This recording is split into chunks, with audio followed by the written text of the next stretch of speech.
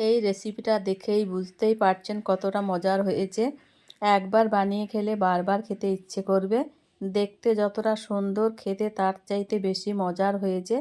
ভিডিওটি না টেনে পুরো ভিডিওটি দেখে নেবার অনুরোধ রইল। চলুন দেখে নিই।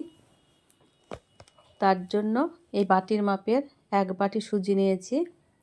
ওই বাটির মাপের হাফ বাটি চিনি গুঁড়ো করে রেখেছিলাম, ওটা দিয়ে দিলাম। 1 প্যাকেট গুঁড়ো দুধ দিয়ে দিলাম। 3 চামচ ময়দা দিয়ে দিলাম।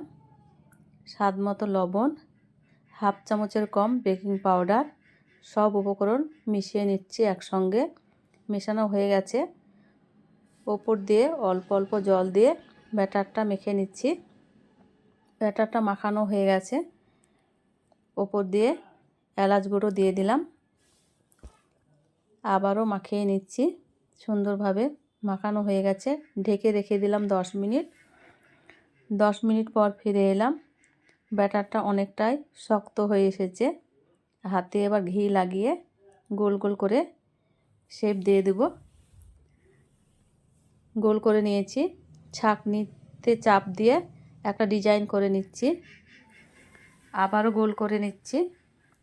এইভাবে আবার ছাঁকনির চাপ দিয়ে একটা ডিজাইন করে নিচ্ছি। আপনারা আপনাদের পছন্দ মতন ডিজাইন করে নিতে পারেন। এদিকে গ্যাসে ফ্রাই প্যানে তেল চাপিয়ে গরম করে নিয়েছি। একে একে ডিজাইন করে নিচ্ছি আর তেলে ছেড়ে দিচ্ছি। হালকা আঁচে ভেজে নেব। এইভাবে সমস্ত বিস্কুটগুলোকে ভেজে নেব। একদিক ভাজা হয়ে গেছে, উল্টিয়ে নিচ্ছি। এইভাবে দেখুন কালারটা কত সুন্দর এসেছে, দেখতেও দারুণ হয়েছে।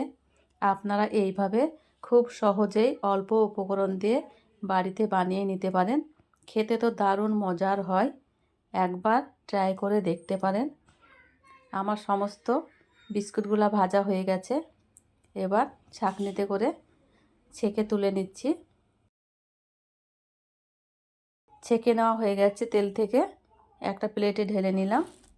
আবারও বাকি বিস্কুটগুলো এইভাবে তেলে দিয়ে দিলাম। হালকা আঁচে ভেজে নেব। সব বিস্কুটগুলাই দিয়ে দিলাম। একদিক হয়ে গেছে, উল্টিয়ে নিচ্ছি। আপনাদের ভিডিওটি ভালো লেগে থাকলে বন্ধুদের সঙ্গে শেয়ার করে দিবেন।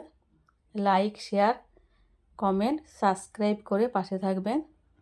খুব মজার হয়েছে বিস্কুট। এইভাবে করে দেখতে পারেন। বাড়িতে কোনো অতিথি আসলে অল্প সময়েই বসিয়ে রেখে আপনারা করে নিতে পারেন। খেতে তো দারুণ হয়েছে।